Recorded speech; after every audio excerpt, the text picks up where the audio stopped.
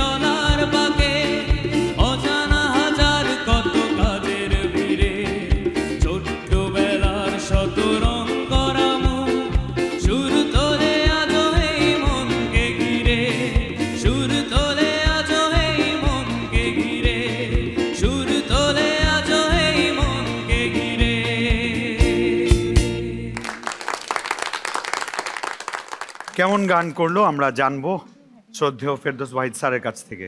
Good. Thank you sir. তার চাইতে good হলো তোমার হাতটি ভালো হয়ে গেছে। জি স্যার। সব মিলে ভেরি গুড।